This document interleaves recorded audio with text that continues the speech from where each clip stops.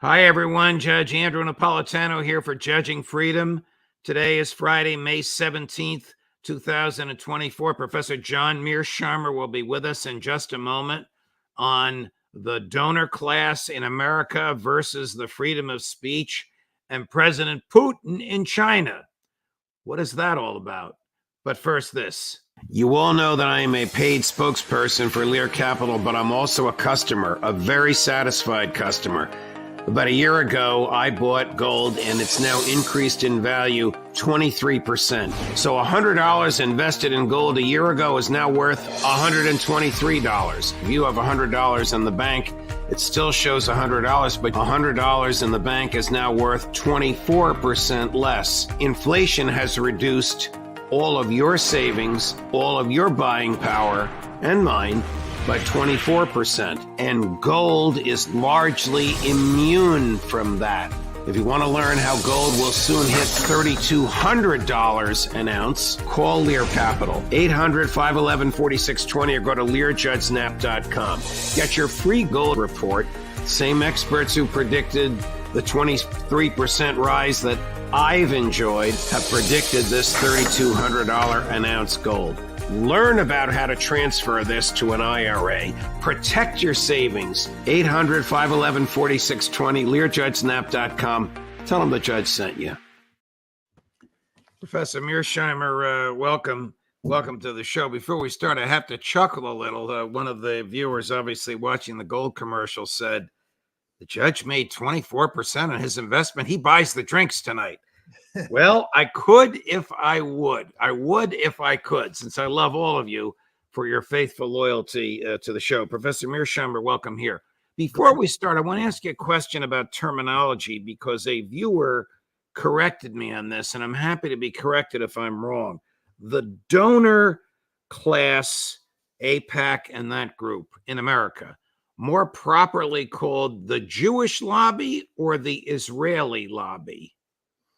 Well, it's not a good idea to refer to it as the Jewish lobby because that implies that all Jews are in the lobby, and it implies as well that the lobby is only comprised of Jews.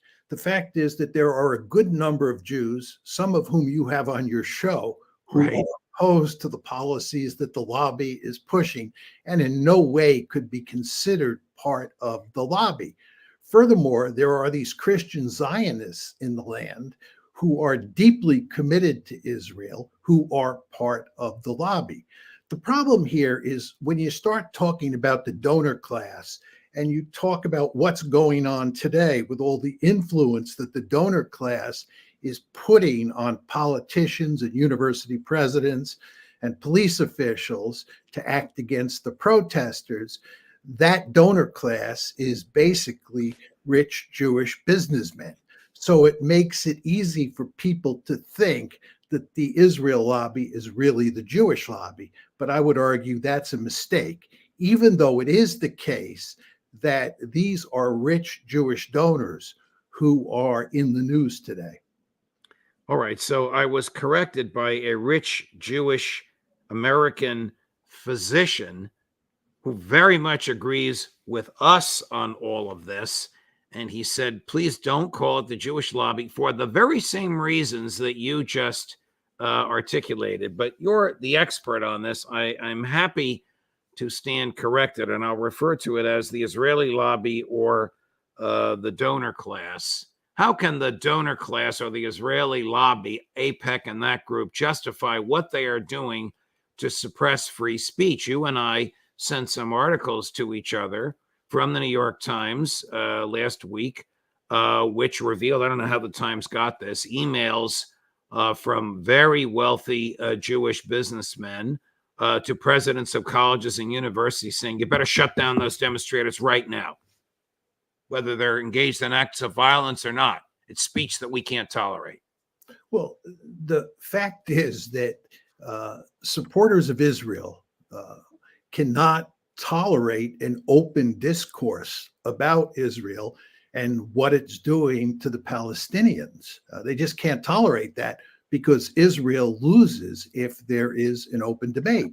So what the lobby is doing is going to enormous lengths to shut down the discourse, to do everything they can to end the protests. And if you read this amazing article in the Washington Post today about the efforts of rich Jewish donors to shut down the protest, you see this behavior clearly laid out in great detail. In fact, it's thoroughly documented. And again, what they're doing is just trying to shut down the discourse, which is another way of saying suppress free speech. Did the great University of Chicago, on whose faculty you sit in an endowed chair, once known as the mother of free speech amongst major high-end academic institutions, cave and call in the police to shut down lawful nonviolent demonstrators?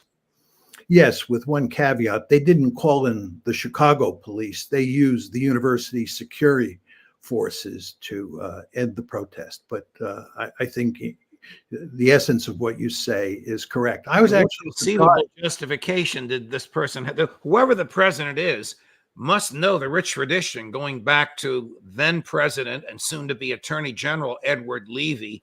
But why the radical change? Is it the donor class putting pressure on him or her, whoever the president is? We don't have any hard evidence as to what happened in the Chicago case. There are some of these other cases where you can see evidence, for example, in the Harvard case and in the Columbia case, but there's no hard evidence of the lobby's influence in the case of Chicago.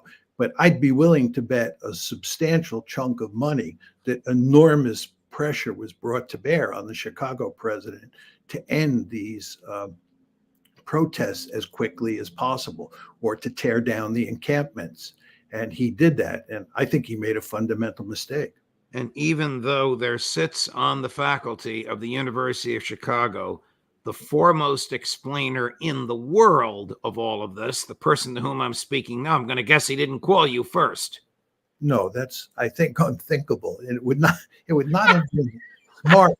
No, it would not have been smart on his part to call me because of the fact that I wrote the Israel Lobby article and book, and I am in a sense radioactive. And therefore, if he called me, that would cause him all sorts of problems. But the truth is he should have called me. And by the way, I think in the Harvard case, the Harvard president who was thrown overboard by the lobby, Claudine Gay, right? He would have been very smart if she had talked to Steve Walt at great length at the beginning of the crisis, because Steve is very wise about these issues, and he could have told her all sorts of things about what was coming and how to act. Now he's your co-author, right? Right. Steve Walt, who's at Harvard, and I wrote the Israel Lobby article and the book, and he, I think, could have given Claudine Gay some very good advice. I'm not sure it would have worked in the end. The lobby is just so powerful here. I mean, they ended up not only pushing Claudine Gay overboard at Harvard, but they pushed the Penn president overboard. And I think there's all sorts of evidence that the Cornell president, who is now resigning, is resigning over this issue. Wow. Why do you say that if there is a free, fair, and open debate in America, that Israel will lose the PR war, lose the debate effectively? Well, the argument that Israel's supporters like to make is that it shares our values. Israel shares our values, that it's a liberal democracy, that it's a strategic asset, and that we benefit greatly from supporting Israel. And all these charges about Israel being an apartheid state and engaging in a genocidal campaign against the Palestinians is sheer nonsense. That's the argument that the lobby wants to make so that the United States and Israel remain joined at the hip. But all of that's nonsense. The idea that Israel is a liberal democracy that shares our values, might have shared our values when you're talking about the Jim Crow South, but it certainly doesn't share our values today. And it's not a liberal democracy. This is a country that's not liberal at all. And if you look at the Palestinians in Gaza and in the West Bank, you can't even call it a democracy. And if you look at what's going on in Gaza today, what is happening is that an apartheid state is engaged in a genocidal campaign against the Palestinians. And this is a message or a story that Israel's supporters absolutely do not want to be pervade in the mainstream discourse. And they're therefore doing everything they can to shut it down. Is Israel a strategic asset for the United States of America in any respect, militarily, politically, geopolitically, whatever adverb you want to use? No, it's a strategic liability. As I've said on a number of occasions, it's an albatross around their neck. Uh, we need this conflict in Gaza like we need a hole in the head. The United States has long been interested in trying to get a two-state solution in the Middle East so that the Israelis and the Palestinians can live side by side in a relatively peaceful situation. And we've been unable to do that. And as long as you have an apartheid state where the Israeli Jews dominate the Palestinians inside of Greater Israel, you're going to have trouble for as far as the eye can see. You're going to have a first intifada, a second intifada, and you're going to have an October 7th. So we've worked hard to, put this situation to bed and create a stable Israel, but we failed. And the end result is we have all this trouble, and it does not play to our advantage. Is Israel in trouble today, Professor Mearsheimer? It's in serious trouble. Just to take one cut at it, in 2005, Ariel Sharon pulled Israeli settlers and Israeli troops out of Gaza because Sharon understood that the Gaza Strip was a hornet's nest and that Israel was best suited to be outside of it. The idea was to turn it into a giant open air prison, which of course is what they did. But if you look at what's happened now, the Israelis are back in Gaza. And they're basically going to have to run Gaza because there's nobody else that they're going to let in to run Gaza. And they're basically back in the hornet's nest. So they're in real trouble on that front. Furthermore, if you look at what's happened with regard to the conflict with Hezbollah, the exchange of rockets and missiles in northern Israel, and if you look at the exchange between Iran and Israel between April 1st and April 19th, what you see is that the Israelis did not have escalation dominance as they have had in the past. Iran was able to target Israel with a massive number of ballistic missiles, cruise missiles, and drones. Not many of them got through for sure, but it was a massive attack. And Israel, when it retaliated on April 19th, only retaliated by attacking one radar inside of Iran. It was a very small, very minor response. And this is because Israel is not in a position today to engage in a major conflict with Iran. And the United States certainly wouldn't want that to happen. So if you look at the fact that Israel is back in Gaza and has no way of getting out, number one. And number two, you look at the fact that its ability to escalate against adversaries like Hezbollah and Iran has been greatly reduced because they have lots of rockets and lots of missiles. You see that Israel's deterrence capability is not what it once was. So Israel's in real trouble. Back to the Israeli lobby. Is it concerned with any other foreign policy ventures of United States imperialism like Ukraine, or is it just concern itself with the United States and Israel? This is a very interesting question. The fact is that the lobby is deeply interested in seeing the United States involved militarily all over the planet. The reason is that if the United States is intervening all over the planet, that means it will have a commitment to intervening in Israel. You don't want a situation where the United States pulls back its forces, implements a policy, a foreign policy of restraint, and is very reluctant to interfere in other places around the world. Because if that's the case, it means that Israel may get into a conflict and the United States might not be willing to intervene on its behalf. So the lobby over time has had a deep-seated interest in seeing the United States pursue a very aggressive foreign policy all across the globe.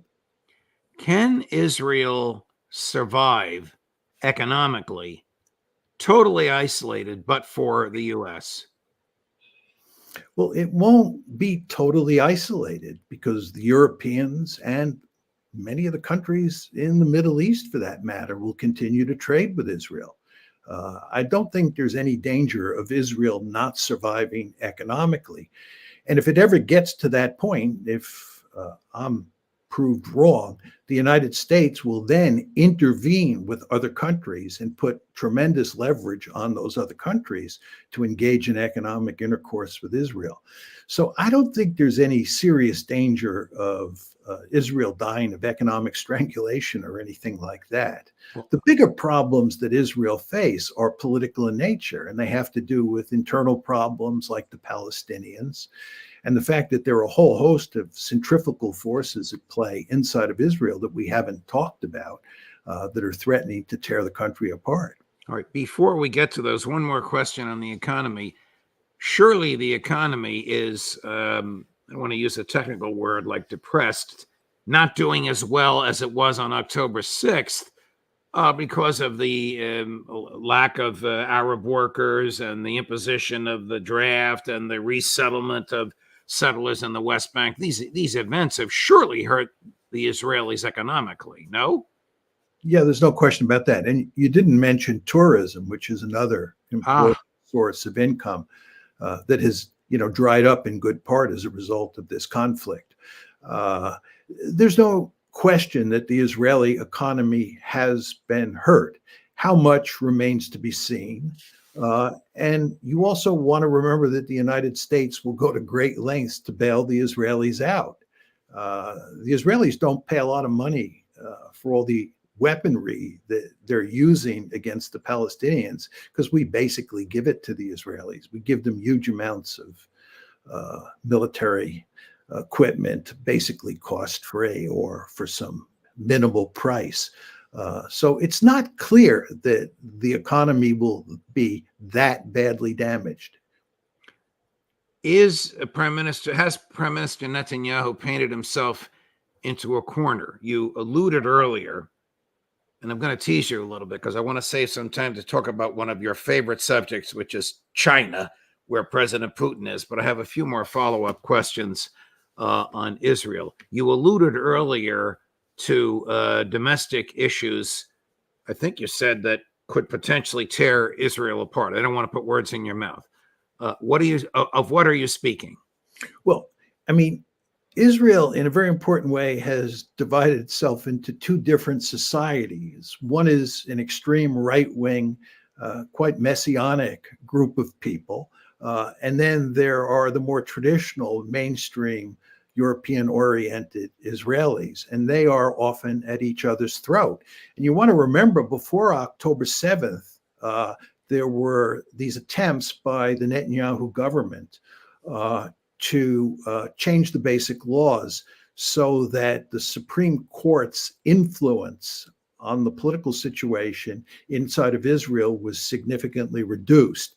And what happened was there were huge protests day after day. And there was all sorts of talk in the Israeli press about a possible civil war breaking out between the extreme right and the center right inside of Israel.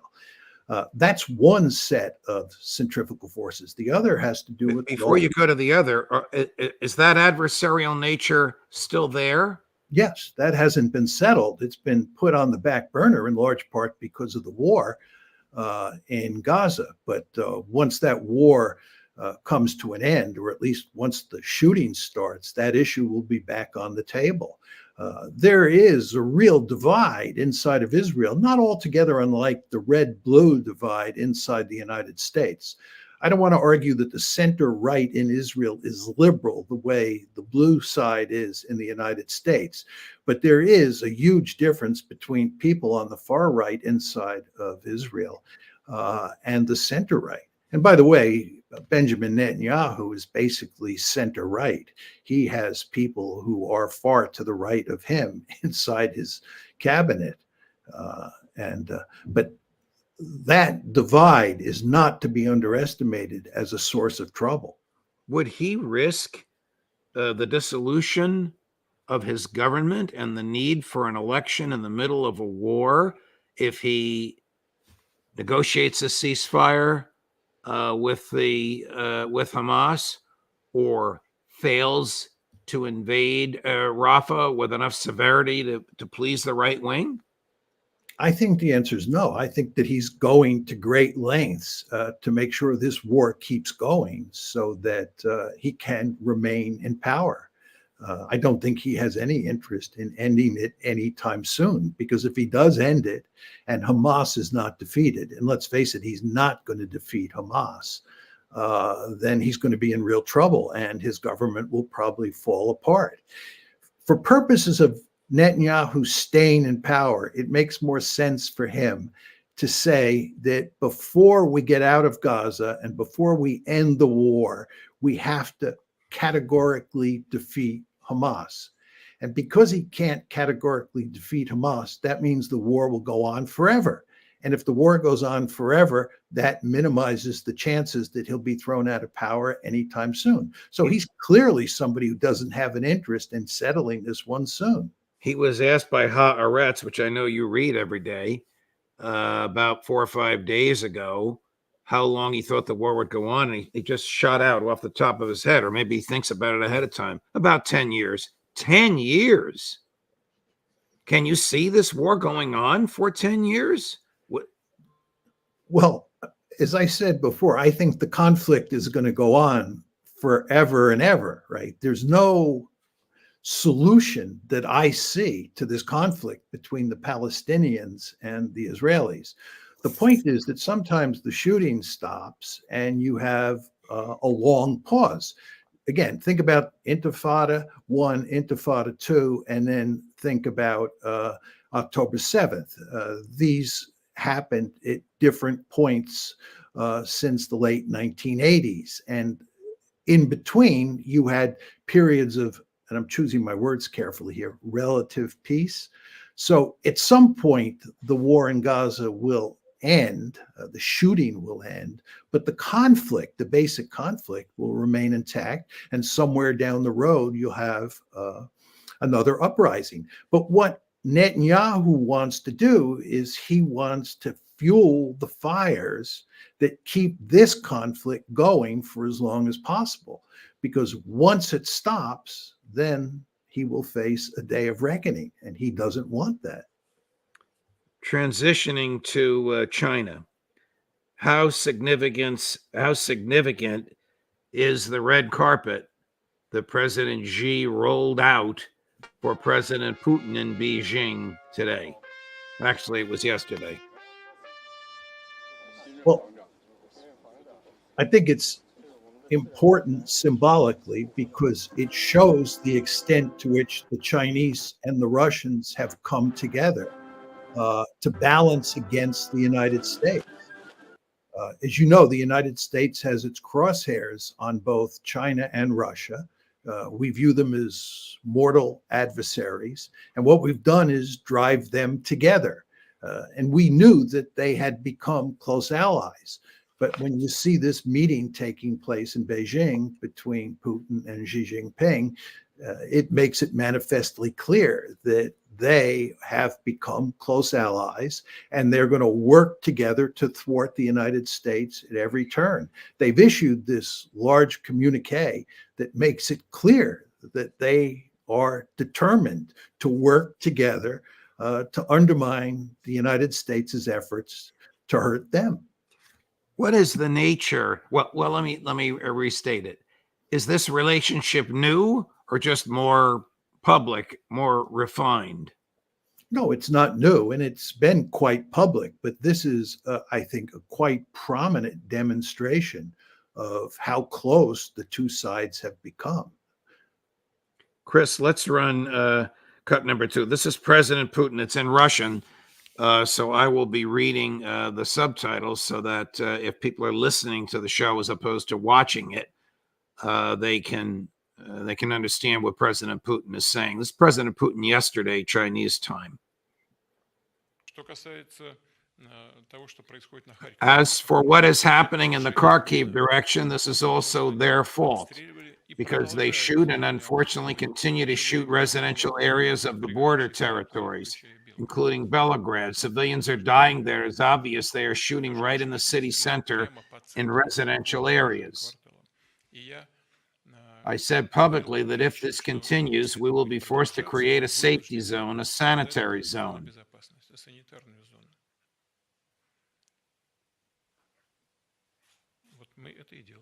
This is what we are doing. As for Kharkiv, there are no such plans today to capture the city.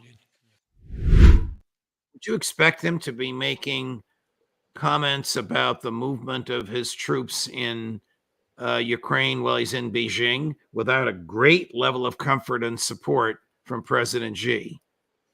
Well, I think that what he's trying to do is explain to the world, including the Chinese, that he is not aggressive vis-a-vis Ukraine.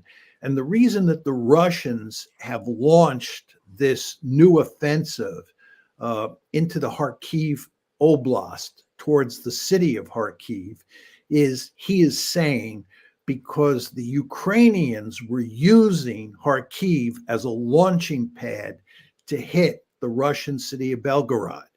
So what the Russians are doing in Putin's story is they're engaged in self-defense. They have moved into Ukraine, into Kharkiv, for the purposes of creating a zone that will allow them to protect themselves from Ukrainian attacks. That's what he's doing. This is for public relations purposes.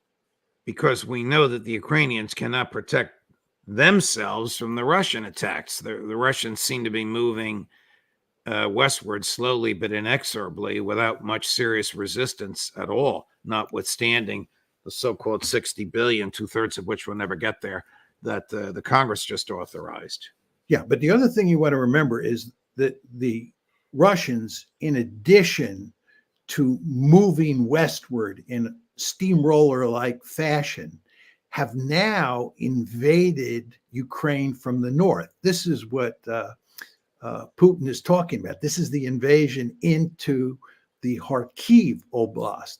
And my argument for a long time has been that the Russians would inevitably invade Kharkiv and that they would try to conquer Kharkiv and make Kharkiv part of Russia, just the way they've annexed those other 4 oblasts and they've annexed Crimea. So although Putin is justifying this invasion into Kharkiv as a matter of self-defense, protecting Russian territory from attacks from the Kharkiv region, I think it's actually much more than that. And I think the Russians are on the march, not only westward, but now they've moved into the Kharkiv region. And what you're going to see over the next few months is the Russians taking more and more territory in Ukraine. Is the Chinese government supplying them with military equipment and ammunition, or do they not need it from the Chinese? It's not clear to me that they need ammunition. I think that they've been getting ammunition from places like North Korea. They've been getting drones from Iran.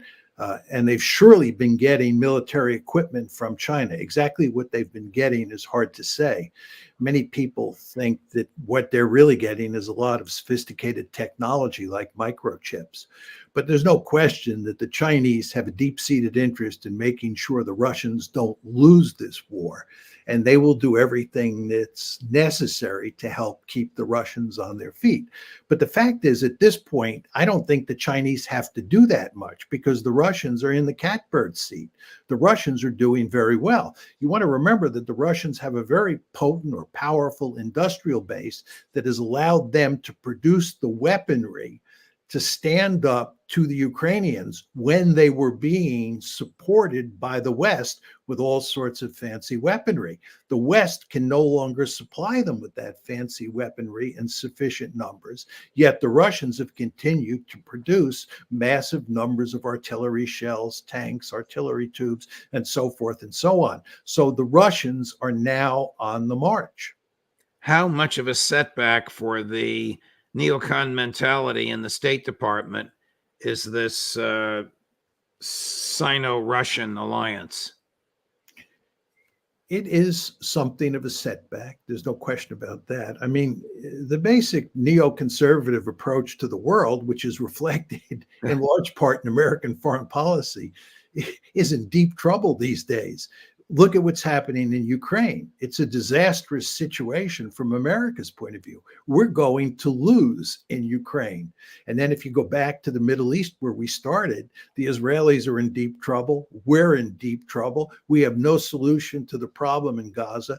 The Israelis consistently thumb their nose at us, and we can't seem to get them to do anything that we want. And then, as you point out, the Russians and the Chinese have jumped into bed together. They're now close allies. They're working together to do everything they can to thwart us. And they are part of the global South. They are part of BRICS. And there are lots of other countries besides the Russians and the Chinese who are deeply unhappy with us. And they, too, are causing us all sorts of problems. So American foreign policy today is in terrible shape. I'm going to show you a clip of the Secretary of State of the United States in a basement bar in Kyiv. I don't know if you've seen this, but you tell me what you think of it. The United States is with you. So much of the world is with you. And they're fighting, not just for a free Ukraine, but for the free world. And the free world is with you too. So maybe we can try something? Yeah, sure. I don't know if we can. The music because of copyright issues. It's Neil Young's song about freedom, which I submit the Secretary of State has misinterpreted and misused. But what does he gain by that type of thing? He doesn't gain anything, and in fact, he loses. I found it hard to believe that he did that. He's the Secretary of State of the United States. He's not supposed to do things like that. I have the sense watching Blinken behave that he's clueless about what is required of him as Secretary of State. I mean, here's a situation where Ukraine is in desperate straits. Really desperate straits. And he's over there playing the guitar. This is just, in my opinion, inappropriate. He should not be doing this. Do you think the mentality that produced this war, going back to 2004, will admit that they were wrong? No, nobody ever admits they're wrong in the American foreign policy establishment. You should know that. And we can get away with it because we have no accountability in the system. In a few years, Jake Sullivan will probably be Secretary of State, even though he's responsible for all these disasters. It just doesn't matter. And the Republicans don't hold the Democrats responsible for their failures, and vice versa is true. The Republicans and the Democrats are like Tweedledee and Tweedledum. They just, This is the same Jake Sullivan, cut number 12, Chris, who said this about genocide. We believe Israel can and must do more to ensure the protection and well-being of innocent civilians. We do not believe what is happening in Gaza is a genocide. We have been firmly on record rejecting that proposition. He's blind to the reality in front of him, Professor. There's no question about that. But nobody in the administration, nobody in the mainstream media is going to come out and say that Israel is engaged in a genocide, because the lobby doesn't tolerate that. And the lobby basically dictates what Jake Sullivan says on these matters. My question to Jake would be, okay, you don't want to call it genocide. What do you call it? Mass murder? If it's not genocide, is it mass murder? And you notice that he doesn't have any words to describe what the Israelis are doing. All he wants to do is drive home the point that it's not genocide. And I think it is genocide, but I fully understand you could argue it's not genocide. But if you make that argument, then you have to ante up as to what you think it is. And I think if it's not genocide, you have to admit that it's mass murder. It's just horrendous behavior. It's hard to believe that we are tolerating the Israelis doing this to the Palestinians. Oh, we're not just tolerating it, we're paying for it. That's right. Exactly right. They could not engage in this genocide without us providing them with the weaponry and the diplomatic cover. It's just hard to believe. But he, of course, doesn't want to say that Israel is engaged in genocide, because then he, Jake Sullivan, would be complicitous in a genocide. And he could potentially be a defendant in the dock at some point in the future, since there's no he's a young man. There's no statute of limitations on war crimes in the International Criminal Court. Professor Mearsheimer, it's a pleasure, my dear friend. I'm sorry I kept you so long, but these are fascinating conversations. We really covered the gamut from Israel to Ukraine to Beijing, back to Washington. Thank you very much for your time. I know you just got home from Australia. I deeply appreciate your coming on with us. I look forward to seeing you next week. Thank you. I look forward too. Thank you, Professor. A great man whose thoughts are extremely valuable to us. Coming up at 4:00, Colonel Lawrence Wilkerson, and at 5:00, everybody's favorite, end of the week, end of the day, Larry Johnson, Ray McGovern, the Intelligence Community Roundtable. Judge Napolitano for Judging Freedom.